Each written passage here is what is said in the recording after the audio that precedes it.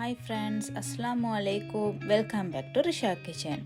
நான் இன்றைக்கி பூரியும் அதுக்கான பொட்டேட்டோ மசாலாவும் எப்படி செய்கிறேன்னு தான் உங்களோட ஷேர் பண்ண போகிறேன். வழமையாக நாங்கள் ரொட்டி இடியாப்பம் அப்படி சாப்பிட்றதுக்கு ஒரு வீக்கில் ஒரு நாளைக்கு டிஃப்ரெண்ட்டாக இப்படி பூரி மாதிரி இந்த மாதிரி செஞ்சு சாப்பிட்டா நல்லா டேஸ்ட்டாக இருக்கும். உங்களோட ஃபேமிலிக்கும் டிஃப்ரெண்ட்டாக ஒரு ஸ்பெஷலான ஒரு டிஷ் சாப்பிட்ட மாதிரி மீக்கும்.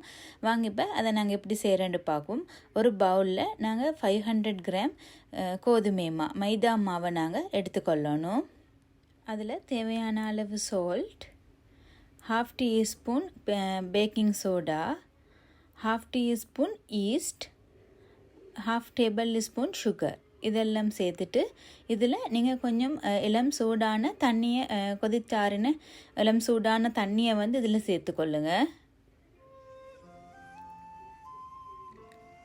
அதை கொஞ்சம் கொஞ்சமாக சேர்த்து நல்லா பிசைஞ்சு எடுத்துக்கொள்ளுங்க.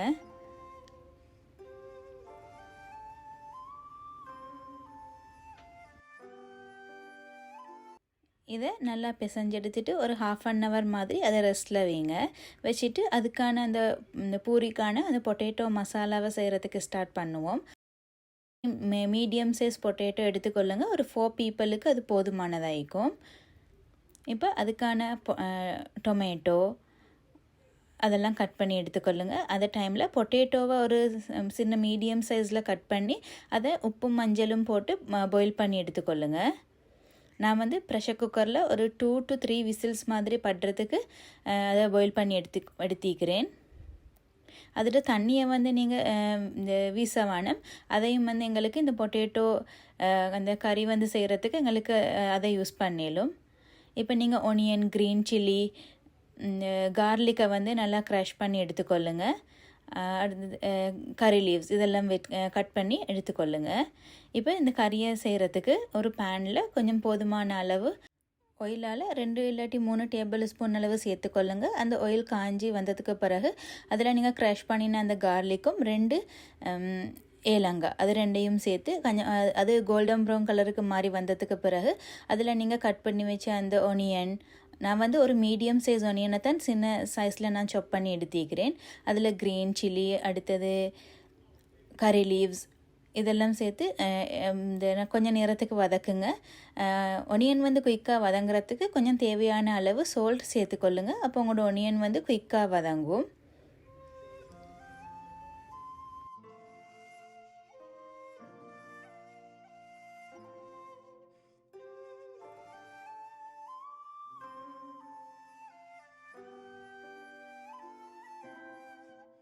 ஒனியன் நல்லா வதங்கி வந்ததுக்கு பிறகு அதில் நீங்கள் கட் பண்ணின ஒரு சின்ன சைஸ் டொமேட்டோவை நீங்கள் அதில் சேர்த்துக்கொள்ளுங்க. ஸ்மால் சைஸ் டொமேட்டோவை சின்ன பீசஸாக கட் பண்ணி அதை நீங்கள் அதில் சேர்த்துக்கொள்ளுங்க. சேர்த்து அதையும் கொஞ்சம் நேரத்துக்கு வதக்குங்க.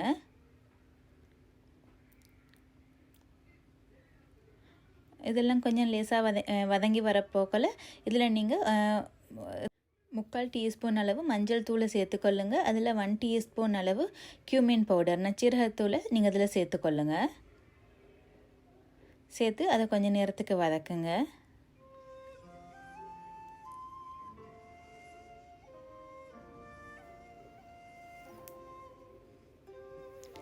இப்போ இதில் பாயில் பண்ணின அந்த பொட்டேட்டோவை வந்து நீங்கள் சேர்த்துக்கொள்ளுங்க. சேர்த்து கொஞ்சம் நல்லா அதை மசிச்சு விடுங்க. இந்த எல்லா பொட்டேட்டோவையும் நீங்கள் நல்லா மசிச்சிட தேவையில்லை. கொஞ்சம் வந்து பொட்டேட்டோவை அதில் துண்டுகளை மீக்கிறதுக்கு மாதிரி அதை மசிச்சு நான் மேஷ் பண்ணுறதை பார்த்தா உங்களுக்கு விளங்கும். எப்படி நாங்கள் இந்த கறிக்கு இந்த பொட்டேட்டோ வந்து மேஷ் பண்ணணும்னு சொல்லி ஃபுல்லாக மேஷ் பண்ண தேவையில்லை. துண்டுகள் இருக்கிற மாதிரி மேஷ் பண்ணிக்கொள்ளுங்க. இப்போ இதில் நீங்கள் இந்த எடுத்து வச்ச அந்த பொட்டேட்டோ பாயில் பண்ண போக்கள் எடுத்து வச்ச அந்த தண்ணியை வந்து இதில் உங்களுக்கு எவ்வளோ கிரேவி தேவையோ அந்த அளவுக்கு நீங்கள் எட் பண்ணிக்கொள்ளுங்க. உங்களுக்கு நல்லா கிரேவி தேவையாக இருந்தால் நீங்கள் நல்லா எல்லாத்தையும் எட் பண்ணிக்கொள்ளுங்க. அப்படி போதாமல் இருந்தால் நீங்கள் இன்னும் கொஞ்சம் தண்ணியும் வாட்டரையும் வந்து அதில் எட் பண்ணி நல்லா மிக்ஸ் பண்ணுங்கள். உங்களுக்கு எவ்வளோ கிரேவி தேவையோ அந்த அளவுக்கு நீங்கள் எட் பண்ணிக்கொள்ளுங்க. இதில் நீங்கள் சால்ட்டையும் வந்து செக் பண்ணிக்கொள்ளுங்க.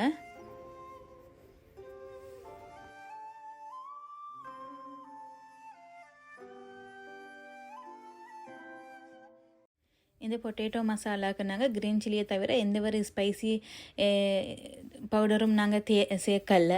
அப்போ இதுக்கு நீங்கள் கொஞ்சம் உங்களோட எவ்வளோ நீங்கள் இந்த ஸ்பைஸாக சாப்பிடுவீங்களோ அந்த அளவுக்கு பார்த்து நீங்கள் மிளகுத்தூளை வந்து கொஞ்சம் சேர்த்துக்கொள்ளுங்க. சேர்த்து இதை மிக்ஸ் பண்ணுங்கள். உங்களோட பொட்டேட்டோ மசாலா ரெடி.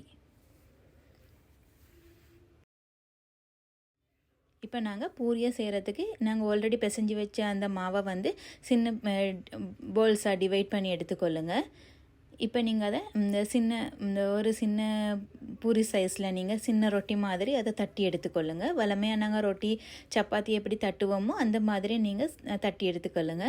ஆனால் உங்களோட அந்த போல்டு சைஸ் வந்து ஒரு சின்ன அளவான, நான் இப்போ இந்த அதை ரோல் பண்ணி காட்டப்போக்கள் உங்களே விளங்கும் எந்த மாதிரி ஒரு அளவு சைஸில் இந்த பூரி ஈக்கணுமென்று சொல்லி அந்த சைஸ் அளவில் நீங்கள் இந்த போல்ஸை வந்து டிவைட் பண்ணி எடுத்துக்கொள்ளுங்க. டிவைட் பண்ணி எடுத்துகிட்டு இதை ரோல் பண்ணி எடுங்க. இதில் தடிப்பத்தையும் நான் எந்த மாதிரி அதை தடிப்பம் ஈக்கணுமென்று சொல்லியும் காட்டுவேன். அப்போ தான் உங்களுக்கு அந்த பூரியை ஃப்ரை பண்ணி எடுக்க போக்கல உங்களுக்கு நல்லா அந்த பூரி வந்து நல்லா பொங்கி நல்லா வந்திக்கும்.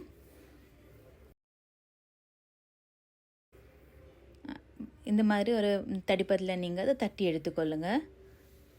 இது மாதிரி நான் எல்லா உருண்டையும் வந்து இது மாதிரி தட்டி எடுத்து வச்சுட்டு இப்போ ஃப்ரை பண்ணுறதுக்கு ஸ்டார்ட் பண்ணுறேன். இந்த ஃப்ரை பண்ணுறதுக்கு கொஞ்சம் ஆயிலில் வந்து அந்த பூரியை நாங்கள் கொண்டு போட்டோம்னா அது நல்லா அதில் எல்லா சைட்லேயும் வந்து நல்லா படுறதுக்கு மாதிரி. ஆனால் ஆயிலை நாங்கள் தேவையான அளவு ஆயிலை இதில் சேர்த்து அதை நாங்கள் இந்த ஹீட் பண்ணி கொள்ளணும். நல்லா இந்த ஆயிலை வந்து நல்லா இந்த ஹை ஃப்ளேமில் வந்து ஹீட் பண்ணி கொள்ளுங்க. நீங்கள் இந்த பூரியை இந்த ஃப்ரை பண்ண போக்கலையும் நல்லா இந்த ஹீட்டை வந்து ஃப்ளேமை வந்து ஹை ஃப்ளேமில் வச்சுக்கொள்ளுங்க. அப்போ தான் உங்களோட பூரி வந்து நல்லா பொங்கி வரும். நீங்கள் இப்படி குறைச்சிங்கன்னு சொன்னால் அதில் வந்து நல்லா எண்ணெய் வந்து பிடிக்கும் இந்த பூரியில். அப்படி பிடிக்காமல் இருக்கிறதுக்கு எண்ணெயில் வந்து இது ஊறாமல் இருக்கிறதுக்கு நீங்கள் வந்து ஹை ஃப்ளேமில் வச்சுக்கொள்ளுங்க. அப்போ உங்களோட பூரி வந்து குயிக்காக எங்களுக்கு நல்லா பஃப்பாக நல்லா பொங்கி வரும். ரெண்டு சைடையும் நாங்கள் வந்து ஒரு 30 செகண்ட்ஸ் மாதிரி ரெண்டு சைடையும் நாங்கள் ஃப்ரை பண்ணி எடுத்தோம்னா சரி. கோல்டன் ப்ரௌன் கலருக்கு இந்த இது வந்ததுக்கு பிறகு நாங்கள் அடுத்த சைடை திருப்பி போடுங்க. திருப்பி போட்டால் உங்களோட பூரி ரெடி. இதே மாதிரி நீங்கள் எல்லா பூரியும் வந்து இது மாதிரி ஃப்ரை பண்ணி எடுத்துக்கொள்ளுங்க.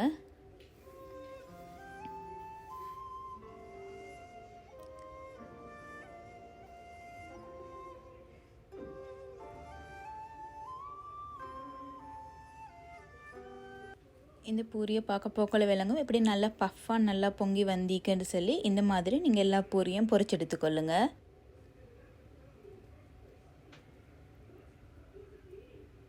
இது பொட்டேட்டோ மசாலாவோட தொட்டு சாப்பிட போக்கல நல்ல டேஸ்ட்டாக இருக்கும்.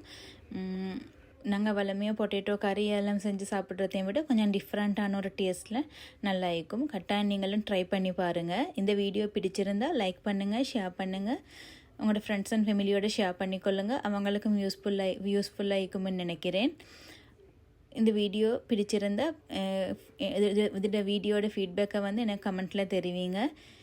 இந்த வீடியோ ஃபஸ்ட் டைம் பார்க்குறவங்க இருந்தால் ப்ளீஸ் சப்ஸ்கிரைப் பண்ணிக்கோ. தேங்க்யூ ஃபார் வாட்சிங்.